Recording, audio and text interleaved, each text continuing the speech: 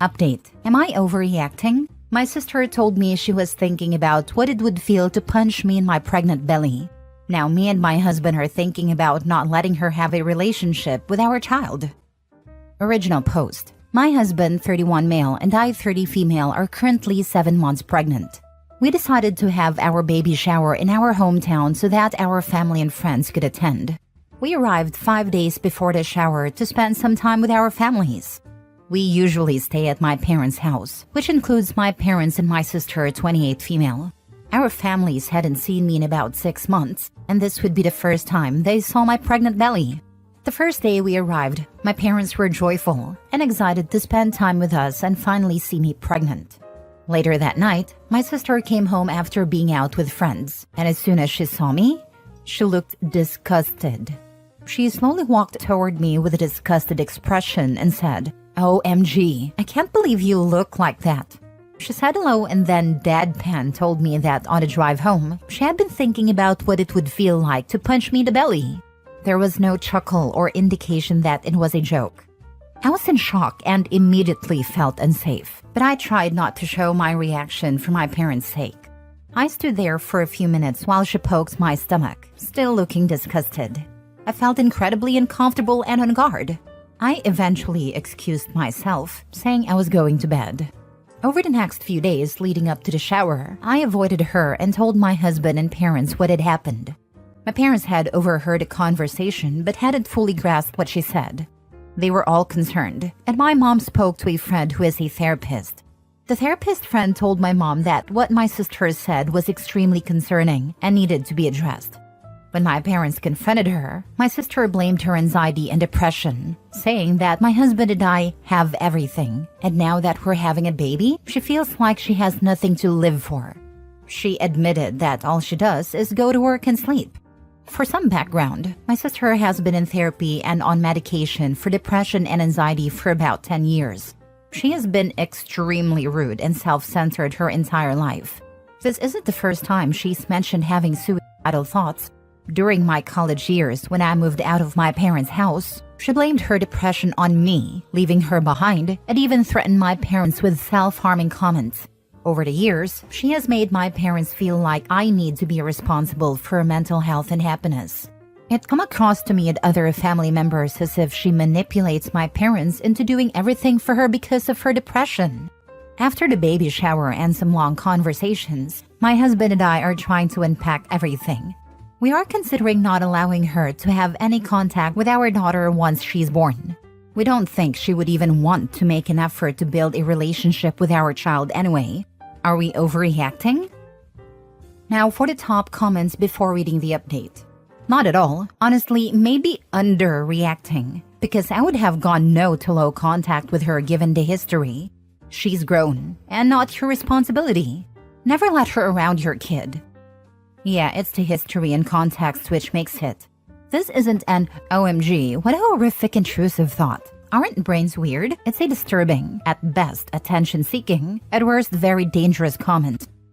Exactly. If it was an intrusive thought, she probably wouldn't have said it out loud. I have horrific intrusive thoughts, and I keep them to myself. You're not overreacting at all. Your sister is definitely blaming you for her own unhappy life, blaming her depression for her struggles, and manipulating your parents into not holding her accountable. It's a toxic situation, and even if she hadn't made those threatening comments about harming you and your unborn baby, I would still advise keeping your distance from her. Considering that she has made threatening statements toward you and your baby, it's absolutely essential to stay away from her and ensure she has no contact with your child. I'm glad your parents took the situation seriously, but they should also be encouraging her to move out and take responsibility for her life. Otherwise, it might be difficult for you to feel safe and at peace when staying at your parents' house. It's possible that she doesn't actually intend to harm you, but the fact that she feels comfortable making unsettling and threatening comments and then blames it on her depression is a red flag. Given that she's been in therapy and on medication for 10 years without significant improvement, it suggests she may not be genuinely committed to changing her life or letting go of her jealousy towards you. Keeping a safe distance is the best course of action for you and your family. Update. So I definitely think I underreacted and have been desensitized to her nasty comments, manipulative actions, rude behavior, and just overall attitude. To those who suggested I should have done more in the moment, you're probably right. However, it's easy to see that in hindsight, or when you're reading about it from behind a screen and imagining what you would have done. It's a completely different experience when it's actually happening to you in real time. For those pointing out that my parents are cuddling her, I agree. However, I think most parents would try to prevent their child from harming themselves if they were being told their child is suicidal. That said, I do agree that my parents need therapy to learn how to better handle her behavior. My sister is an adult, so they can't just reach out to her therapist. Her therapy sessions are virtual, and they don't have any contact information for the therapist. As for those wondering about her diagnosis, all I know is that she has anxiety and depression. My husband and I have speculated about possible narcissistic traits or a personality disorder like borderline, but we don't think she's been diagnosed with anything beyond anxiety and depression, and if she hasn't shared that information with us. Therapy is only as effective as what you put into it, and we have no way of knowing what she actually shares with her therapist. Some suggestions in the comments didn't seem to consider that she is an adult, and we can't force certain actions. To those suggesting a psychological evaluation, how would one go about arranging that without involving the police or forcing her into involuntary hospitalization? Is there a less dramatic way to request a psych evaluation, assuming she would even agree to it? Regarding the idea of my parents kicking her out, that's not going to happen. If she were to harm herself, they would feel completely responsible, as any parent likely would. So whether or not she's manipulating everyone, no one is willing to take that risk with their own child. I'd also like to mention that even before this incident, my husband and I had already decided that we would never allow her to watch our child or be responsible for any aspect of their care. We both agreed that she probably wouldn't want to, and we wouldn't feel comfortable with it. We also decided not to stay at my parents' house when we visit after the baby is born, as it would be uncomfortable due to the lack of space. For those worried about my safety, the baby shower is now over and we are safely back home, far away from her. There's no chance of her being around me right now. Thank you to everyone who sent well wishes. Your thoughts are appreciated. Well, you won't ever be able to leave your child alone with the grandparents then, as they would most definitely allow her time probably unsupervised with a child. They're so naive they wouldn't think of it, and your child would be in danger. I'd go low contact on them until the child is about 15. I don't trust any of them. Set another boundary. Tell your parents you won't be bringing the baby to their home when she is there. They can come visit you at the hotel or at your home. Your sister is toxic and a potential danger. She doesn't deserve to be around you guys, and you don't deserve her abuse. Your parents have chosen to cuddle her. That's their life, not yours. You don't need to expose your child to their abusive aunt, who most certainly will be abusive around, and most likely to the baby at some point. The baby doesn't need to see their parents being mistreated. Don't allow that. Stay away from her. When I was pregnant, I was young and living at home. My brother grabbed me by the throat and threatened to punch me in my belly. I moved in with my ex the next day and went no contact. I think I saw him twice after that. At a wedding and at Christmas, I sucked it up. My daughter was like 10 by then. He died about 15 years ago of a condition, so I have no regrets. Next story. Am I the a-hole for refusing to help my brother-in-law pay for a vacation after he's repeatedly called me a gold digger? I, 30 female, have been married to my husband, 32 male, for 5 years. We both work hard and are financially comfortable. While my husband does earn more than I do, we've always considered it our money. We're a team and share responsibilities equally. The problem is my brother-in-law, 34 male. For years, he has made jokes about me being a gold digger because my husband earns more. He does this in front of others, and even though I usually just laughed it off to avoid causing a scene, it really bothers me. I've always worked, contributed to our household, and it's frustrating to have my efforts dismissed as if I'm just living off my husband. Recently, my brother-in-law and his wife asked us to help cover their portion of a family vacation because they couldn't afford it. My husband and I discussed it, and while we could help, I didn't feel comfortable doing so after all the times he's disrespected me. When I refused, my brother-in-law tried to brush it off, saying I was overreacting and that his comments were just harmless jokes. Now he's upset, and my in-laws are saying I'm making a big deal out of nothing, and that family helps family. My husband supports my decision, but I can't help second-guessing myself. Am I the a-hole for refusing to help because of how my brother-in-law has been treating me? Not the a-hole. It blows my mind how often people get called out on their BS and fail to properly apologize. Brother-in-law could very easily have said something like, "I'm sorry, you are rightly calling me out on this item as I see how my asking for money after teasing you about being a gold digger comes off very badly. I thought I was joking, but it is clear now that my comments were hurtful and were not actually funny. I am sorry for that and won't make those comments in the future." Perhaps if he had done that, you might have reconsidered. But instead, he told you the jokes were harmless. Likely said you were overreacting, and then got your in-laws involved. Poor choice. I think some people fail to develop at a certain age, and their brain just thinks like a child's one. Interesting that he is calling them harmless jokes, because they seem to have harmed his ability to go on this family trip. Not a-hole. I wouldn't give them a dime, much less for a non-essential vacation. Have a sit down with your husband. He needs to be defending you when his brother denigrates you at family events. My husband is very protective when it comes to me, and is definitely not shy when it comes at defending me in front of my family. I know he clearly doesn't believe the stupid jokes his brother is telling, but it just hurts to hear them. You can help him and destroy him with similar jokes that he can't even pay for his wife. I thought about doing that, haha. But then a thought kicked in that I am not like him, nor do I want to be like him, so that's why I didn't do it. Next story. Am I the a-hole for refusing to let my sister wear white to my wedding and kicking her out when she showed up in it? I, 27 female, got married 2 weeks ago, and what was supposed to be the happiest day of my life was disrupted by my sister, 31 female. We've never been close, and she has always tried to one-up me at family events. I was hoping she'd behave at my wedding, but she decided to test me in the worst way. Months ago, I sent out the dress code and made it very clear. No one was allowed to wear white, except for me. It was non-negotiable. When I told my sister about this, she gave me attitude, saying I was being insecure and that no one cares about tradition anymore.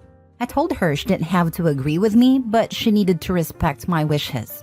On the morning of the wedding, she showed up in a floor-length, lace white dress that looked like a bridal gown. My heart sank, and I asked her what she was thinking. She brushed it off, saying, "It's not that white, and besides, no one will care." I told her that if she didn't change, she wouldn't be allowed to attend. She threw a fit, accusing me of ruining her day and stormed off, calling me a bridezilla. Some family members suggested I let it slide because she's just like that, but I had enough. I informed the staff not to let her back in unless she changed. She never returned, and now she's telling everyone that I've ruined our relationship for good.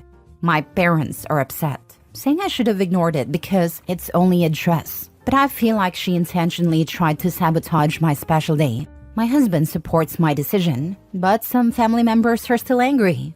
So am I the a-hole? Not the a-hole. Your sister disrespected your clear dress instructions and showed up in a white gown almost identical to a wedding dress. She was trying to steal the spotlight at your wedding. You were right to uphold your boundaries and not let her ruin your day. Ignore the family members who say you should have just let it slide. This was your special day, and she didn't care. She had every chance to wear literally anything else, but she chose that dress on purpose. Letting it slide would have just given her permission to pull stunts like this at every major event. Some people need to learn the hard way that actions have consequences. Is your sister the golden child? Just because no one else in the family holds her behavior to account and have thus enabled her behavior doesn't mean that you have to. Wearing white to a wedding is incredibly disrespectful. I'd consider going low contact with her sister and all her flying monkeys and enjoy your new married life. Congrats, by the way. Your sister sounds like a total drama queen. If she can't respect a simple dress code, then she doesn't deserve to be at your wedding. You did the right thing by kicking her out. It's your day, and you get to decide the rules. I refuse to let her drama overshadow one of the happiest moments of my life. I didn't ask for much, just a little consideration. If she can't handle that, then she can miss out. Last story. Am I the a-hole for wanting to leave my husband after finding out he's secretly dating our babysitter and got her fired? I, 30 female, have been married to my husband, 33 male, for 6 years, and we have a 2-year-old daughter. For almost a year, we had a babysitter, Anna, 22 female, whom we hired through an agency. Anna was truly great with our daughter, always full of energy, patient, and very responsible. She blended so well with our family that it almost felt like she was a part of it. My daughter loves her. However, a few weeks ago, I started noticing something unusual between Anna and my husband. They were texting each other frequently, and it wasn't just about our daughter or her schedule. They were exchanging jokes and chatting about random things. When I asked my husband about it, he dismissed it as small talk. I felt a bit silly for even bringing it up, so I let it go. Last week, I came home from work earlier than expected. When I walked in, I saw my husband and Anna sitting very close together on a couch, whispering. They both jumped up and acted awkwardly the moment they saw me. I was stunned and didn't know how to react. Later that night, I confronted my husband. And after a lot of back and forth, he finally admitted that he had been seeing Anna for the past couple of weeks. He insists that nothing physical happened. But regardless, I see this as a significant betrayal. Whether or not it was physical, he crossed a major line. To make matters worse, when I decided to report Anna to the agency for unprofessional behavior, I found out that my husband had already called them earlier that day. He had made up a false story about her being unreliable and had her fired from the agency. He claims that he did this to protect us because the situation was getting complicated. But I believe he was just trying to cover his tracks. Now I'm considering ending our marriage. I feel deeply betrayed by both my husband and Anna, 2 people I trusted around my daughter. However, my husband insists that I am overreacting and says I would be throwing away our family if I left him over what he calls a misunderstanding. I'm at a loss for what to do. Am I wrong for wanting to leave him after this? Is the situation really as bad as it seems, or am I overreacting? Not the a-hole. Massive betrayal on his side. He is an a-hole. I know he is the a-hole. I can't believe he dated our babysitter. Not a-hole. You did report the real reason though, right? Yes, I did. Good. They deserve to know what really happened. You did the right thing.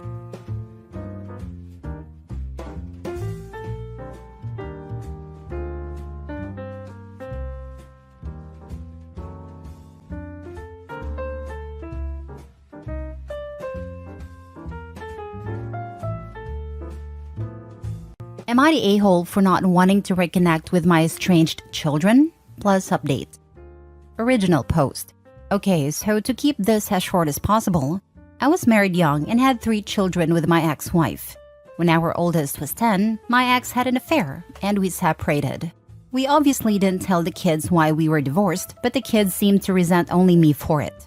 In hindsight, keeping it from them was a mistake, but hindsight is 20/20 and it no longer matters. As they got older, my relationship with them got worse and worse, and by the time my youngest was 17, they had mostly stopped talking to me, other than to degrade me. I wanted to tell the kids at one point or another, but my ex threatened to make life very difficult for me and my mother if I did, and she was in a position where she really could have. After being ignored completely for about 2 years and ending up in the hospital due to an OD attempt, my boss, who was a friend long before he was my boss, offered me a position at a different location across the country. I was at my lowest. My kids hated me, and so I decided this may help me restart my life. It's been wonderful.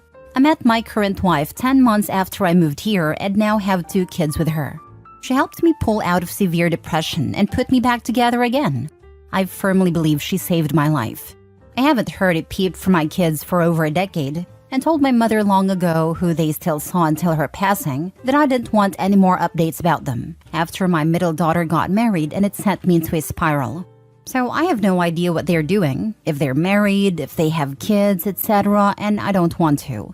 After so many years, I finally moved on from that life 100%. So the whole reason for this post is because I got a call from that area code and answered it before thinking. All I heard was, "Dad?" before I panicked and said, "Sorry, you must have the wrong number," and hung up. They tried to call back, but I blocked the number after not answering. I'm positive it was one of my daughters. I don't know what they want and I don't care to find out either. I'm probably an a-hole, but I feel like I need an outside perspective. I'm kind of freaking out a little because I just want to be left alone. Now for the top comments before reading the update. I mean, it sounds that your ex just feed a lot of lies to them, so they thought that it was because you had an affair. But I guess they now know the truth, thus trying to reach out to you. Not the a-hole, and if I were you, I would try to talk to them and see what they wanted. So don't be afraid. Call them, talk to them, and tell them the truth. This is the way to move on. Email, then everything is in writing. You can take your time to digest and respond. Not the a-hole. If, and only if, OP wants to hear why they called, email is the best. If they want to apologize for how they treated him, they shouldn't expect his answer. Email is the best. If talking to them will bring strong flashbacks, email is the best. But he absolutely doesn't have to talk to them. When they were degrading him, when OP OD'd, all of them were adults. And any adults know that there are two sides of every story. They were victims of ex's lies, but they became bullies and abusers themselves. Driving someone to self-harm takes a lot of effort. He owes nothing to them. He owes to be a responsible parent and partner to his minor kids and his wife. And if letting them back into his life could cause a mental crisis again, it is just irresponsible to let it happen. If one or more of your kids wanted to apologize to you and establish a relationship, would you be open to it? Is there room for healing? If so, is there anyone who could be the go-between on your behalf and see what they wanted? Parental alienation is a form of brainwashing, so their behavior, which you never deserved, could have stemmed from that. Your children also didn't deserve this brainwashing. I fully understand why you would not want to open that door again. If one or more of your kids is seeing things more clearly now, the potential for healing could be huge. The choice is yours, and you are not the a-hole regardless of which choice you make. This is a great perspective. My mother-in-law brainwashed my husband and his sister against their father. They haven't talked to that man in 40 years. He wasn't a father of the year, but he wasn't a monster either. This happened to me with my older son. I miss him, but to him, I'm a monster. Your children are also old enough now to know the truth. Your ex-wife has done the maximum amount of damage that can possibly be done. What are you achieving by protecting her? Tell them and get it off your chest, then move on. They can decide if they want to believe you or not, and whether or not they want to be in your life. Keep in mind, the same manipulative cow that did this to you is the person raising your children. They probably have a better idea of who she is and what she is capable of than you might realize. By the time my youngest was 17, all of his kids were adults, or thereabouts. After years of abuse and hatred, he is happy. Leave him in peace. Now for the update. I called my uncle and found out it was my oldest daughter trying to get in touch. I've been reading as many comments as I can, but it's a lot. My therapist made an opening for me Monday and I've called my boss to take that day out. I'm just going to write down everything I can think of, and my therapist and wife are going to help with that. I think emails are the way to go for now. A big concern I have is my young kids. I don't want them to foster a relationship with someone who might pull the rug out from under them, but I'll discuss that Monday with my therapist. Honestly, that's really it for now.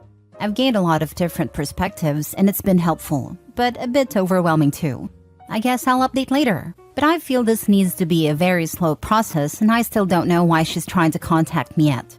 I did unblock that number long enough to tell her I'll send an email address later, but just doing that was really hard. My wife actually typed it for me. Also, I noticed some people thought I was on drugs, but the only drug I ever took was that one time I tried to end it. And I didn't move until my youngest was 19 and oldest was 24, which was 2 years after our last communication of any kind. Hope that clears up any misunderstanding. Next story. Am I the a-hole for refusing to reconcile with my stepdaughter? When I, 40 male, was 22, I met my late wife Lou, who was then 26. She was with her then partner of 10 years, Mark. She had a 7-year-old daughter, and I had fun sort of older uncle relationship with her. We'll call her Taylor. I also had a friend relationship with Taylor when Lou was with Mark. For context, I'm white. Lou is white, but Mark was black, so Taylor is mixed race. Over the next couple of years, Lou and Mark separated, but I remained friends with Lou, and in 2009, I got into a relationship with Lou after her and Mark already split. Even though Taylor was 11 at this point, I already knew her as a family friend, so we had a good relationship for a couple of years. Mark vanished off the scene and went to Jamaica for a bit.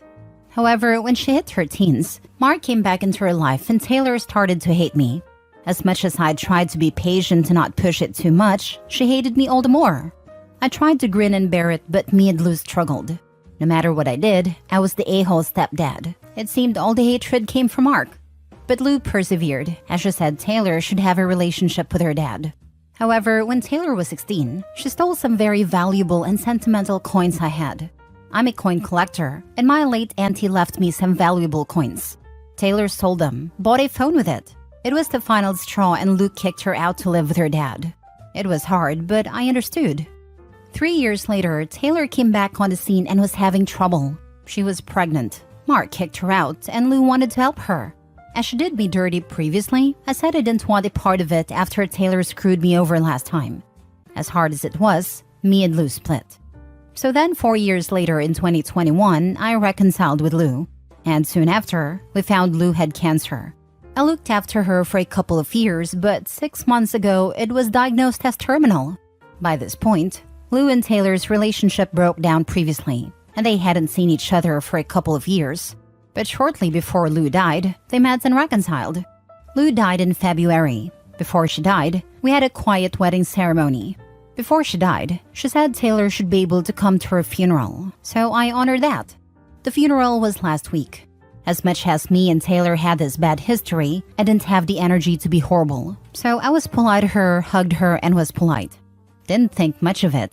But then a couple of days ago, I received a letter from Taylor, saying how much she loved seeing me and was sorry. That her dad is a horrible man and she saw his true colors.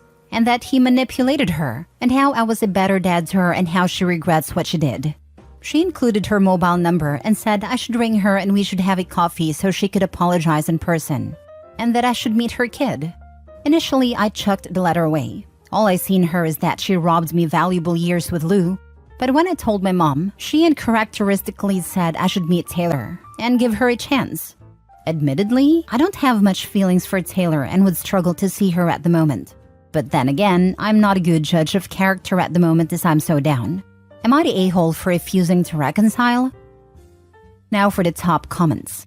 Not the a-hole. Sorry for what you're going through. It sounded difficult all the way through.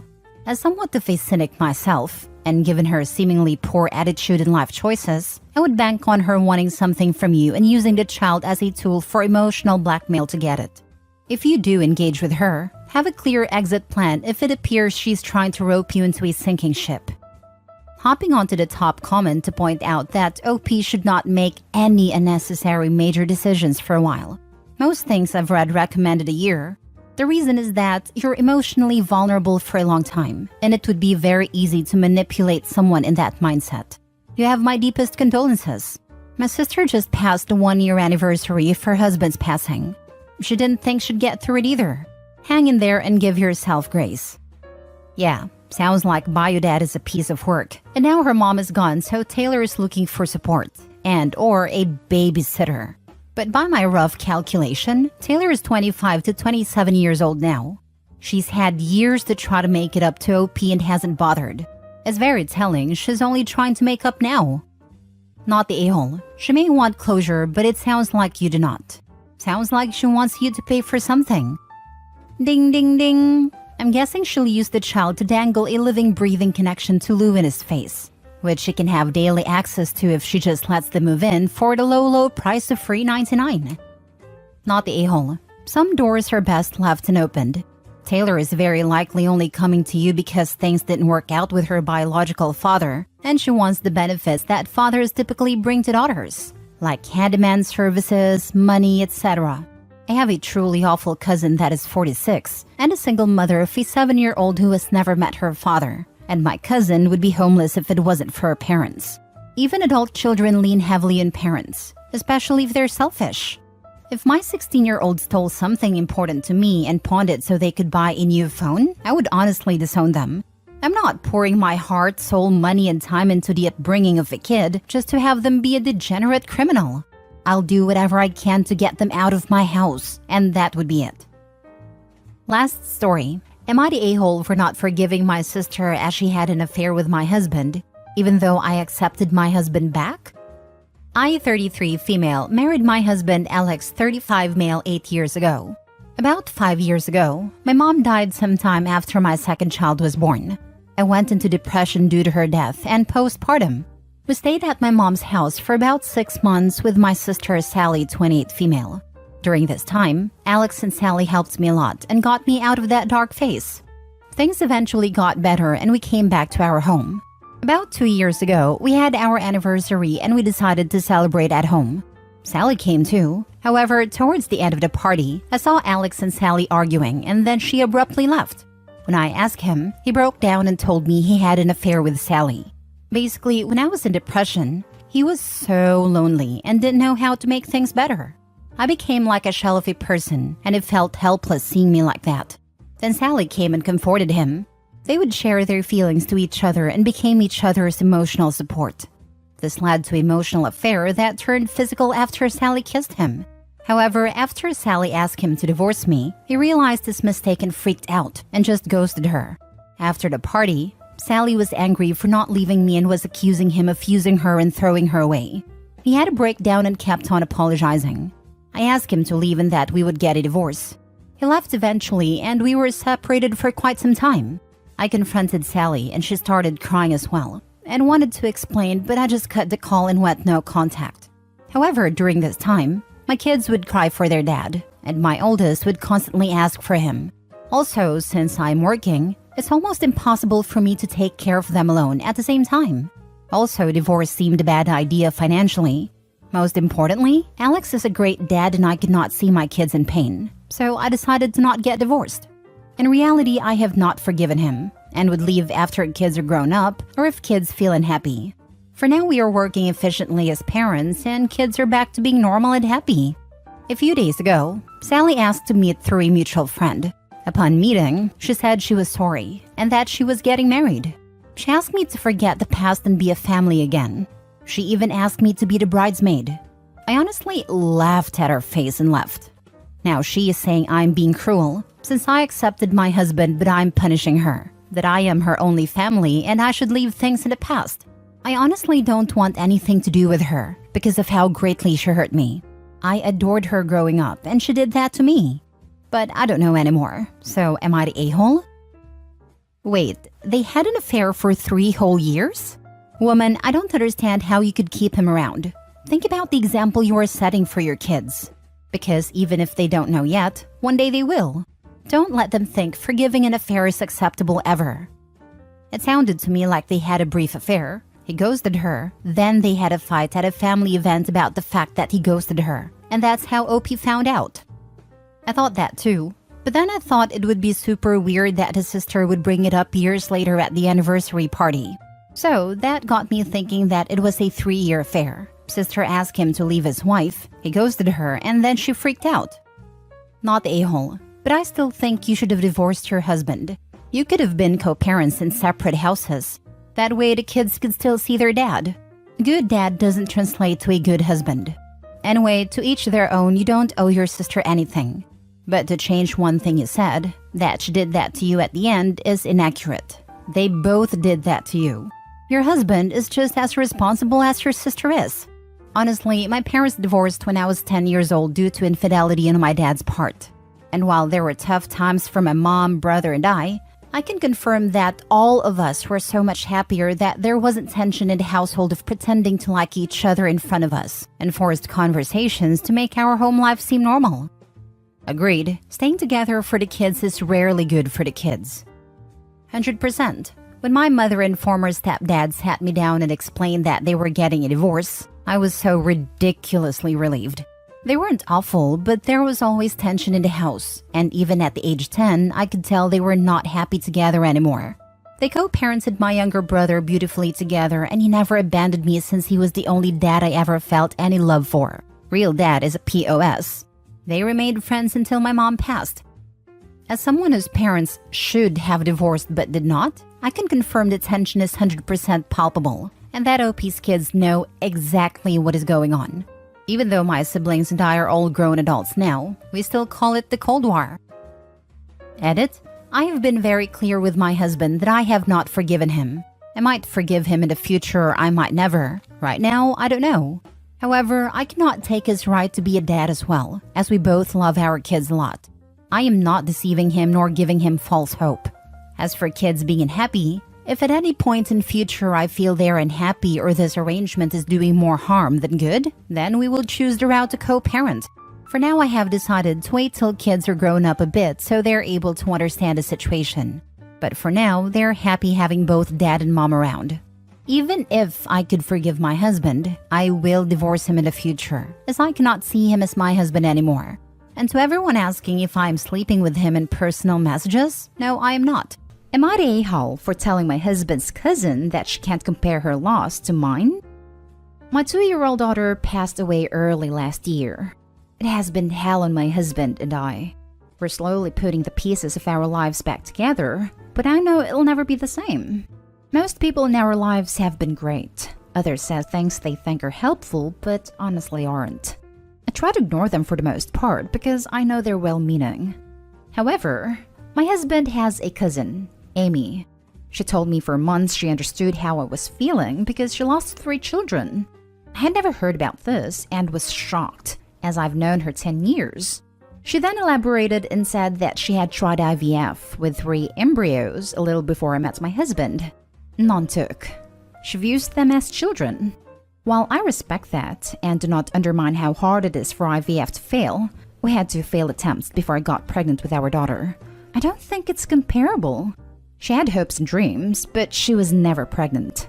They never existed. I didn't feel this way with people who compared miscarriages to me losing my daughter because I get it. No matter how far along you are, you can be attached. But this just seemed like a huge stretch. I try to let it go, but anytime I talk about my daughter or make a post about her, Amy would talk about her embryos. Not just in a I know how you feel, but basically it directed the entire conversation back to her so she could talk about it. I started getting annoyed, so I told her that she was never pregnant. It's a loss, of course, but she cannot keep comparing it to my daughter that I had carried in my stomach, then cared for 2 years and got to know, live on, and then had to watch slowly deteriorate. She was diagnosed with cancer at 11 months. Amy got upset and said I was gatekeeping loss and that I can't tell her what a loss is. I said I was never trying to undermine her loss, but she can't keep comparing it to mine. Now a good chunk of my husband's family is mad at me. Am I the a-hole? Now for the top comments. As someone currently undergoing IVF treatment, with a pregnancy loss and failed IVF transfer under my belt, it is not even remotely the same. You are not the a-hole, and she needs help with her grief. It's okay to say something like, I understand your loss, but it does not compare to the loss of my living child. I would not have ever compared them, but you bring it up every time I mention her. Or just don't speak with her about it. If she interjects again, feel free to say something. I would never dream of making that comparison, and she should be reminded it's not the same if she brings it up again. Failed transfers feel like a huge loss, but there was never a pregnancy. Period. I'm so sorry for the loss of your daughter. Agreed. We've had a failed round of IVF.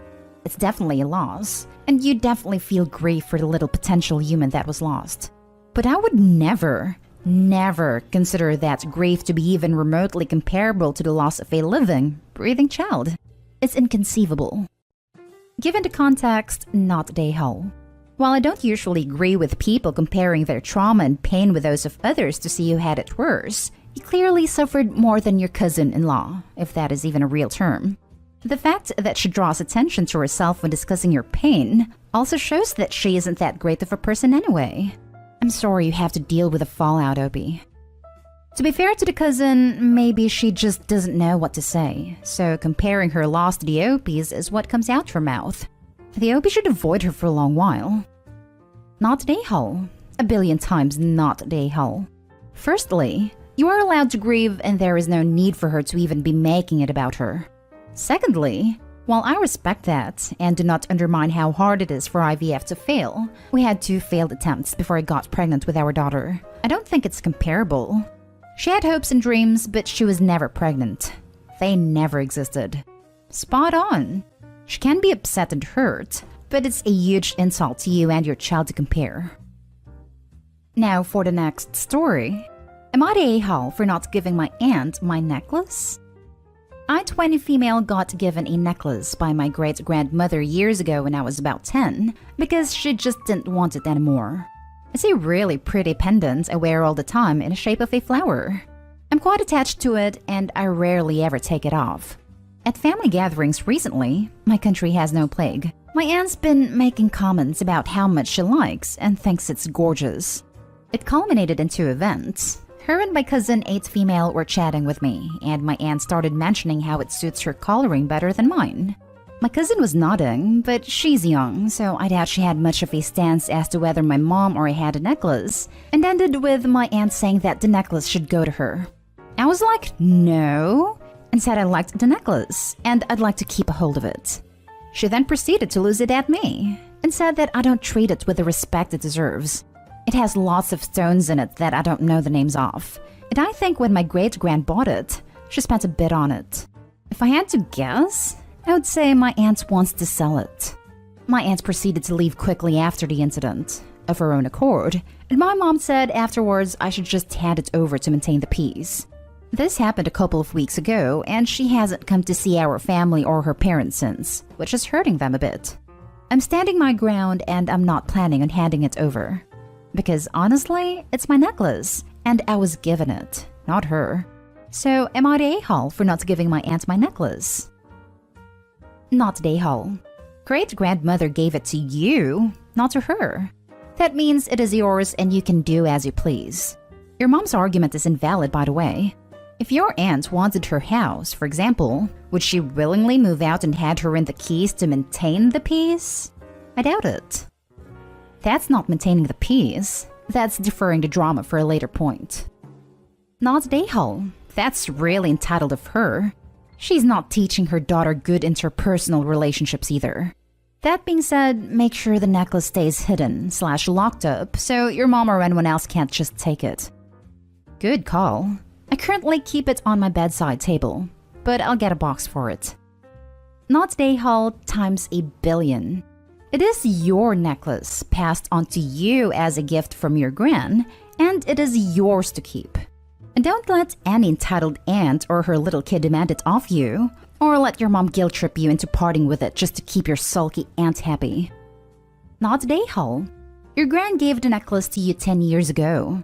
Your aunt is out of her mind, and you should not, under any circumstances, give it to her.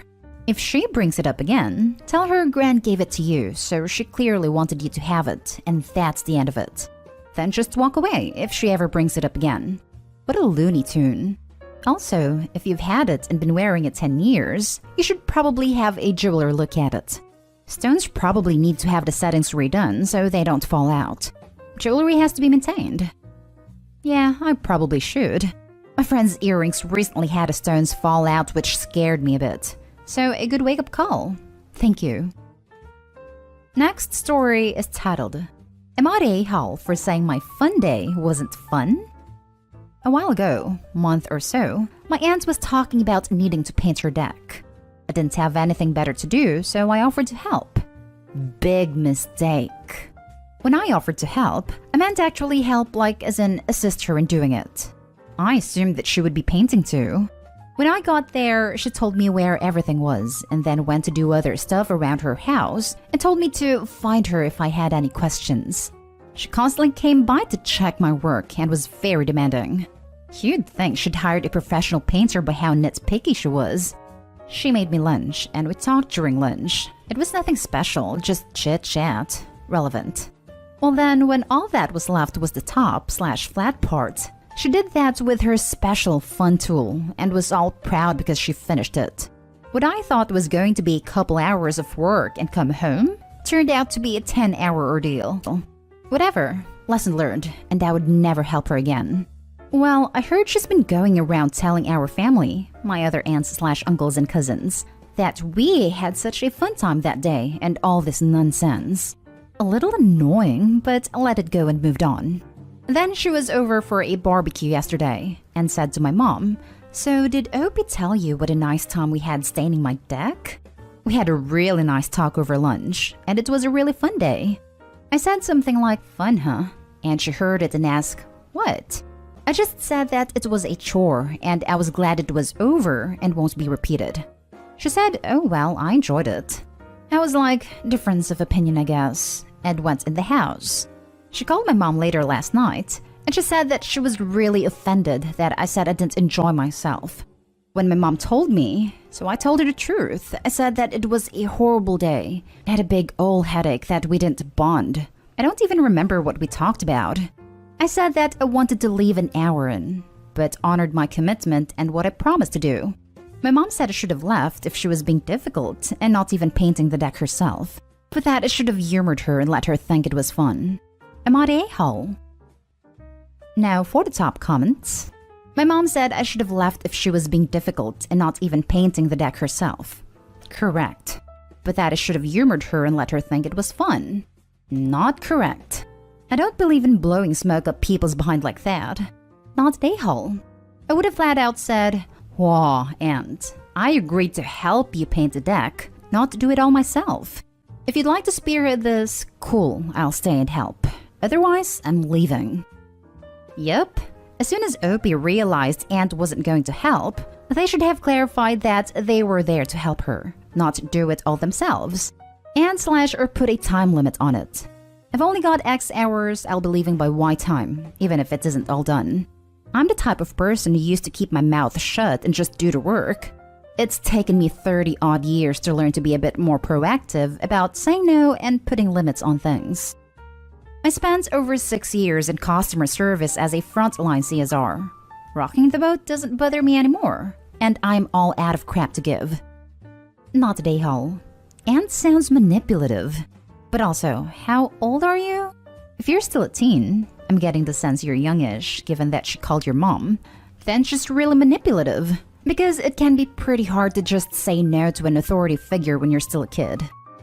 Heck, it can be hard to say no to family as an adult. I don't doubt she'd try to pull something if Opie left, considering how she's acting. Really doesn't make it any easier to just say no. Sometimes people do silly stuff for the sake of mental health. And I only say silly because they shouldn't have to. And unfortunately, it too often backfires in some way. Like this one-off example.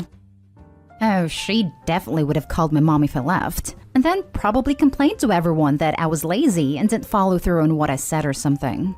She has some weird obsession with trying to bond with me, but it's never things I'm interested in that she wants to do. It's making me do stuff that she likes. She tried getting my mom to force me to come by her house and do crafts with her when I was younger, right in front of me, and I was like, no, that's boring. When I was a kid and she lived out of state, she gave me some bead stuff to make on the ride home. I made them, but then she wanted them back to give to her friends as gifts. I was like 6. I'm 19 and that's something I still remember. It's like I was a young laborer to her. Now, for the last story. Am I the a-hole? Brother cut me off for speaking with his fiance. I've had a good relationship with my brother's fiance, Hannah, since they started dating a few years ago, and I've always made a conscious effort to make her feel as welcome as possible, and we genuinely got on well. My brother Steve can be quite a difficult person, and hates it if a situation is out of his control. We used to have a group chat with me, Steve, and Hannah. This was the only form of communication I had with her, and I think it is so that Steve can oversee what I said. As Hannah and I became closer and chatted more frequently about everyday life, TV shows, clothes, holidays, etc., we had a one-on-one chat on Messenger, so that we didn't bombard the group chat with boring stuff. One day, as we were chatting about random TV shows, etc., the conversation got onto how she wants kids and is unsure if Steve wants them. I asked if they hadn't already discussed this as they're getting married next year, but she says when she approaches him about it, he gets angry, etc. She also brought up a number of things he does that, to me, screams red flags. For example, threatening to end things with her if she doesn't stop asking these questions, and calling her lazy if she feels she wants to stay in bed all day due to a depressive state. So here is where the AITA comes in. I ask her if she genuinely feels that marriage is the right thing if she hasn't got the answers to the important questions she wants to know. I ask if she feels on edge and depressed around him all the time like she says, and if marriage is really a good idea right now. Cut to a day or two later, they're both home together. They both usually work away on opposite shifts, so don't get to see each other much. I noticed my brother had blocked me on Facebook. I messaged Hannah and asked if everything was okay, and if she knows why Steve had deleted Facebook or blocked me. Rather than getting a response, she blocked me too. I had to find out from my mother that he is cutting me out of his life for doing what I did. I'm just not sure what I did wrong, and was I out of line? Why did she block me too? I wonder if she showed him the messages or just told a one-sided story to paint me in a bad light. I would appreciate input, guys. Thank you. Edit. I am female. I am also straight, and in no way did I ever try to chat up my brother's fiance. That is just ludicrous. If you don't understand what a sister-type relationship is and think it is unhealthy, then please educate yourself. I live in New Zealand. My mother lives in the UK. Steve and Hannah lived in Australia. Hannah's mom died when she was young. She still has a relationship with her dad and brother. They cut the rest of her family off for reasons unknown to me. I noticed I am not blocked on Instagram. My brother doesn't have Instagram, so I will keep her on there in case she feels the need to reach out. Not Dayhall, and I'm sure he's intercepted her messages and blocked you himself. He is horrible and controlling her access to communication. She knows you support her, and hopefully she'll get out of that relationship ASAP. I'm also not sure about her part in this though, as she has always voiced that she has no problem cutting people out of her life if they upset her, etc. And that she has no time for toxic people, so I feel like she isn't being as manipulated as people may think. Not Dayhall. Your brother is an abuser. He's threatening to end a whole relationship with her about a question. He forced his fiancé to block you. That means he even has control over her social life. She mandates what she speaks, or the way she likes to exist. Try to warn other family members only if you truly trust them. Also, has your brother always been that way with his romantic life, or is it recent? Moreover, the marriage is pretty sure a speedrun considering his choices over that poor woman. Not Dayhall. He has a history of this behavior. With his last long-term girlfriend, he pretty much cut her whole family off. And if anyone would say one thing that could be interpreted as mean towards her, he would fly off the handle. He is incredibly controlling. He has tried to get my mother on side about how I've betrayed him. But she told him that she isn't here to take sides and hopes it sorts itself out. I questioned the marriage as I had to pick up the pieces for him the last time his girlfriend had enough of him and ran off with her boss. I didn't want it to end a divorce before it had even started. Does the fiancé know about this? I think she does not. I hope she gets off with him or else she'll be stuck. She asked me about his previous relationships as he hadn't told her much about his past, just very vague summaries. I told her that she would have to ask him because I wasn't too sure. I do know, but again I didn't want to get involved and felt it was something between them. This is also why I ended up asking if marriage is the right thing, because she literally knows nothing about him. He's managed to hide and control a lot of his past as he moved to Australia from the UK and met her there. Am I the a-hole for getting my sister a car for Christmas? I come from a culture where arranged marriages are normal, and out of my 4 sisters, 39, 36, 32, and me, myself and my oldest sister married our boyfriends and we were cut off by our parents, mostly because our husbands weren't rich enough to their standards. My oldest sister, Charlie, was our parents' least favorite, and I wasn't particularly close to her because of our 10-year age difference. After I eloped with my husband when I was 24 and got cut off, things got tight financially for us. We both lost our jobs and could barely afford rent. My in-laws had teenagers to take care of, but they helped us here and there. My parents wouldn't talk to me, and my 2 sisters who married doctors told me I should have let our parents get me a rich husband like they did them, because love don't pay bills, and they stopped picking my calls. Well, I don't blame them. That really hurt. When we were evicted from our apartment, I called Charlie, and her and brother-in-law took us in. She advised me to go back on birth control till we were stable and helped me apply for jobs. While they weren't rich, they let us stay with them for a month and they rented us an apartment and paid a year's worth of rent for us. I then found out they used the money they'd been saving for a romantic getaway on us, and they told us not to pay back. Then my brother-in-law got his friends to invest in my husband's business, while I was able to get a better job. All of this was over 4 years ago. And for this Christmas, we bought Charlie a new luxury car, and my brother-in-law an all-expense-paid trip for their romantic getaway they canceled because of us. Brother-in-law keeps rejecting our gifts, but we knew he wouldn't say no to this.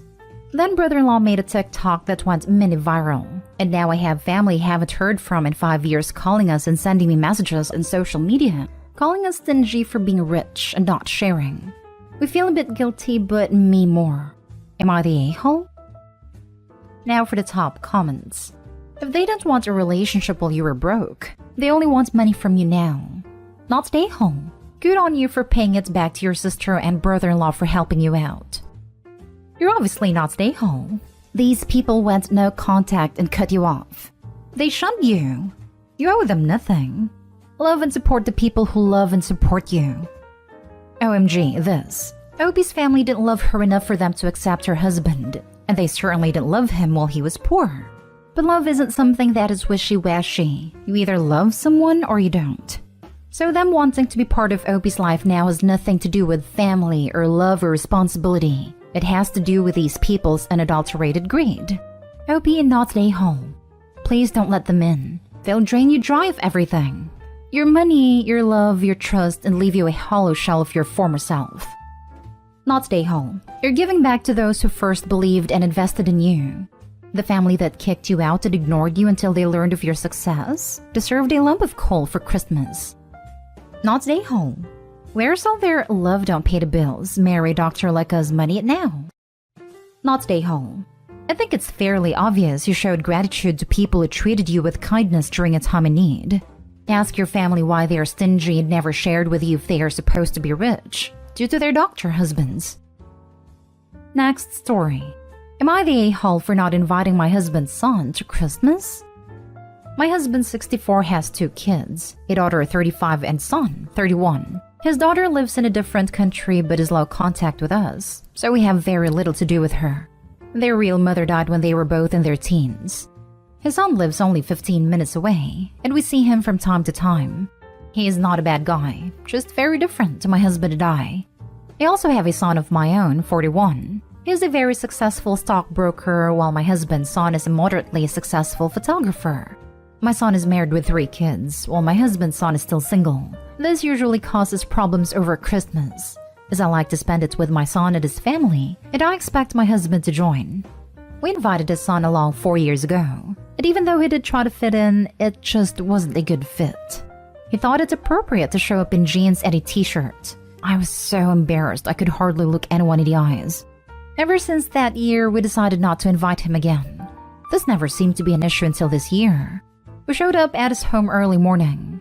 We had plans to go over to my son's house at around 11, so we didn't really have time. So we just dropped off a gift for him and left. He bought nothing for us. Later that day, my husband texted him to ask if he had enjoyed the rest of Christmas, to which he replied, "Oh right, that's what today was. Thanks for the chocolate and 3-minute visit." My husband was very upset by this, but I was outraged. I wanted to contact him and put him in his place, but my husband took my phone away and told me to let it go. It's been 2 days now. Him and my husband are talking again, and both seem to have just moved past it, but I'm still mad. It's not my fault that he is less successful than my family and just can't fit in with us. So am I the idiot for not inviting my husband's son to Christmas? I think it might slightly be because my husband wasn't super rich until he married me, so his son was raised in a lower class environment, which obviously can't help, but at the same time it's definitely not my fault either. I feel very conflicted. Just thought I would add this because it keeps coming up.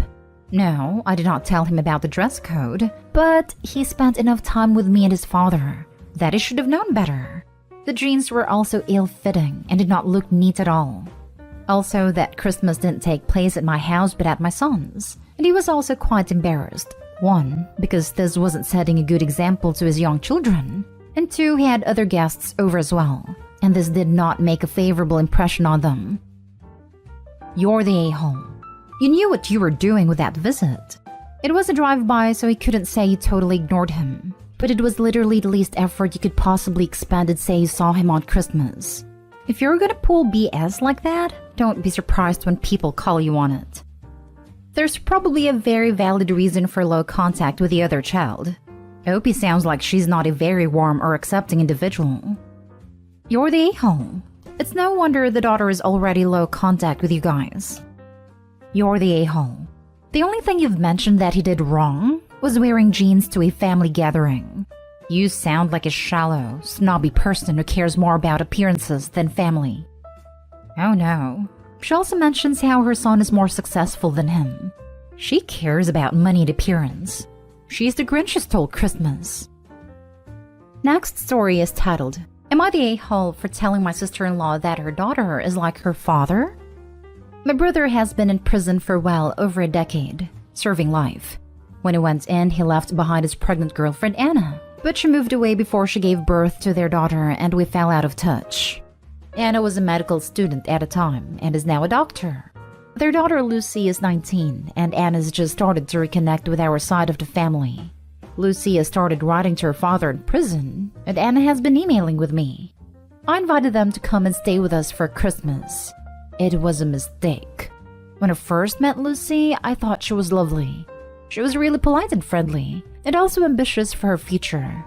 She's studying economics at a top university and doing very well. We let Lucy hang out with Chloe, my 14-year-old. We thought she'd be a good influence, someone to aspire to be like. Eventually, the topic of Christmas presents came up. We got Chloe some clothes, but Lucy then rubbed in the more expensive clothes she got for Christmas, and then said she would be embarrassed to be seen dressed like that in public.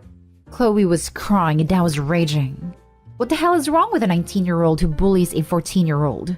I told Lucy her words were inappropriate, and she laughed and replied, it's the truth, and that she has to learn eventually.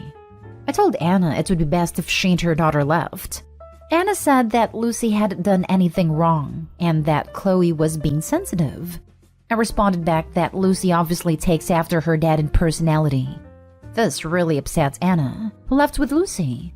My husband thinks comparing Lucy to my brother was too far, but her behavior is exactly the sort of thing my brother would do when he was younger.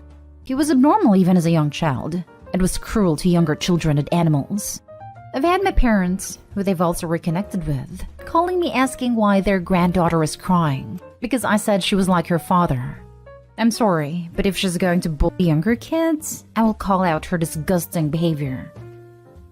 I feel Lucy's not like your brother. She's just like your sister-in-law, who approves of her behavior and enables it. At any rate, while you were rude, it was not uncalled for. Not a-hole. They asked for it, you gave it to them. Go no contact and live happily ever after. This is a good point. It's obvious that Lucy's mother seemed to support her comments. Lucy's mother was attracted to Opie's brother, so seeing the same traits in her daughter wouldn't strike her as bad. Not a-hole, at least for me. Your niece is an adult and shouldn't bash on a 14-year-old child. It sucks her dad's in jail, but she seems undisciplined and spoiled. Opie did no wrong in my eyes. Not a-hole. Her mother should have stepped in, not supported her daughter's actions. If she wasn't going to accept or even acknowledge what they did was wrong, then why not? It might have been somewhat nuclear option, but if you genuinely did see the comparison, then it's reasonable to point it out. It certainly hammered a point home. Sometimes harsh truth/reality checks are needed. Ask your parents if they would rather Chloe be upset after being bullied by a 19-year-old, who was then backed up by their mother. Yeah, screw them. Next story. Am I the a-hole for ruining my husband's Christmas? My female 29 husband, male 33, is the breadwinner and I'm a stay-at-home mom. We used to both work, but due to medical problems I couldn't keep working. As a result, I don't have what they call fun money, or money to spend however I want. My husband gives me money only to spend on the house or the kids, but that's that. I might borrow money here and there or try to figure something out if I needed essential stuff like hygiene products. This Christmas, my husband gave me $600 as my Christmas gift. I freaked out thinking I now have to get him a decent gift to match his. So I went shopping and got him the most affordable thing on his wish list, which was a $180 pair of sneakers with his favorite color. I didn't show him the gift until we visited his parents' house for Christmas, and when it was time for gift opening, he opened the gift, saw the sneakers, and looked extremely upset like he was about to blow up. I asked what's up, and he asked why in the blue hell I decided to waste money and get him sneakers, aka the cheapest gifts on his wish list. I said it's all I can afford, and he literally lashed out and said, BS. I gave you $600. That's about the right price for a new gaming console, and it was right there at the top of my wish list. He said it in front of his parents. It was so awkward, it felt so horrible I wanted to disappear. But I apologized and said I was sorry, but I had other stuff I needed to buy and money wasn't enough. He took it as in I was blaming him for not giving me enough money, and picked an argument with me about how wasteful and financially irresponsible I am. Otherwise, I wouldn't be struggling with money for long. I disagreed and said I don't have a salary due to medical issues, not being irresponsible. Also told him he could get the gaming console himself since he has money, but he got all dramatic and ranted about how he wouldn't, because then he'll be judged for getting anything for himself. His parents tried to get involved, but he straight up told me how disappointed he was, and said that I ruined his Christmas. Then went upstairs and avoided talking to me till we got back and the whole argument restarted. He kept repeating that he was disappointed, and that I ruined Christmas for him, saying good job screwing up, even after I pointed out how rude it was of him to react like that in front of his parents. He's wanting an apology at the moment and still upset about what I did. Am I the a-hole?